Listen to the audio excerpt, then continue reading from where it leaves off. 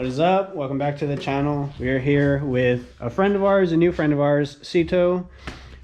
He got a LOWGLOW kit for, what year is it? 2021. 2021 Subaru Crosstrek. Sito is about to be the coolest, flyest kid in his high school. I've got another video of installing LOWGLOW. We've got everything wired up. Like when you get your LOWGLOW kit, you want to make sure you wire everything up and test it, make sure it works. Sito, you do the honors. You hold this real quick, that we can show the people. Turn this off.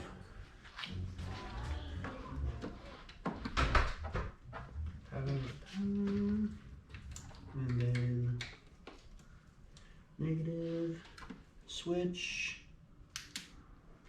Check that out. Everything is working properly, like it should. And now we can confidently install the kit for Sito.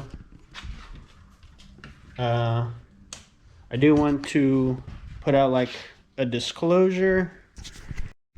Okay, so the kit is able to curve and bend a little, but curving it and bending it, you want to try and bend it in between these copper contacts. Otherwise, if you bend it on like that contact in there, that thing is really like, I don't know, fragile, and that will bust and it'll cause your light to stop working after that point. When installing this on my car, we were installing it, going around to the bumper, and we really, didn't do anything wrong. It's not something that like we knew about, but luckily I emailed the guys at LOWGLOW and they were just super awesome at customer service and sent me out a brand new front strip to replace it. So now I'm just waiting for that so I can finish the lights on my car. But that's just something that I wanted to share with anyone who sees this. Make sure you're curving. I mean, even just like the slightest bend right there isn't okay, but if you're forming it to your car, just make sure that you're curving it here and not on the contacts in there. Otherwise that will break, and then you'll be sad. Yeah, you'll be sad like I was.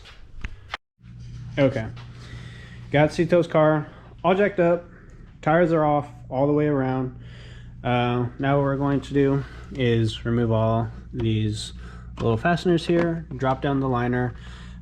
You could work like one at a time.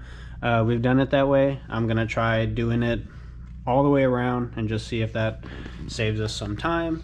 And you guys have seen us remove all these clips a couple dozen times already, so we're going to record a little bit here and there just to show you along the way, but fairly similar install, just different vehicle. All right, we've got all the fender liner like partially removed, just enough so that way we can tuck the wires all the way around the cars. And then we have the strips laid out with the connectors all around the car. We're going to feed this wire down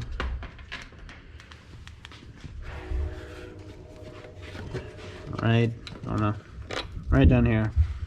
Not sure if you guys can see or not, but just over here to, looking at it, the right of the coolant tank. There's a spot underneath the car where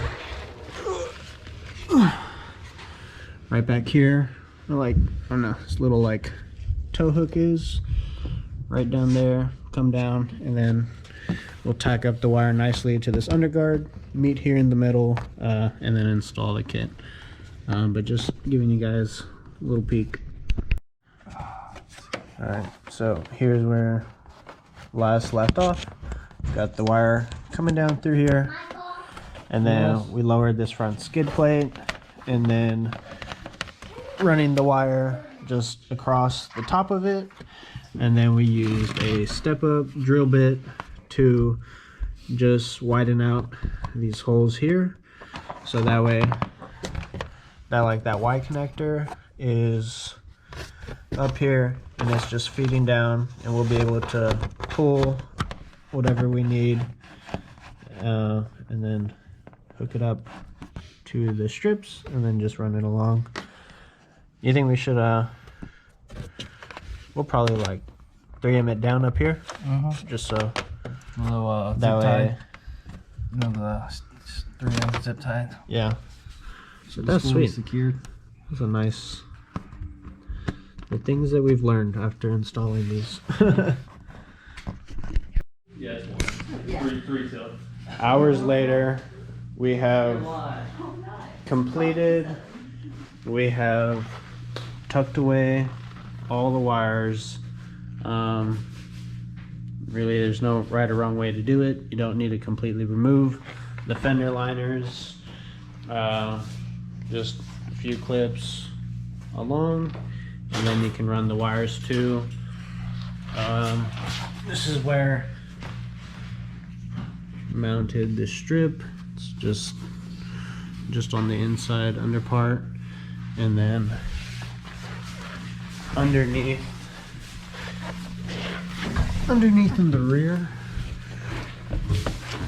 we mounted the strips in two different places. One,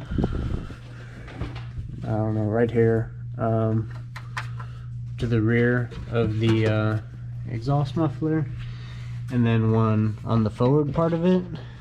And after much debate and looking around the car, that's where we thought it looked the best, and definitely shines really good on the ground. And then I think we already showed you, but just running the power source through here, through this wire grommet into the fuse box. But definitely very nice kit. Everything is nice tucked away. You got the power box 3M and the fuse 3M'd up here.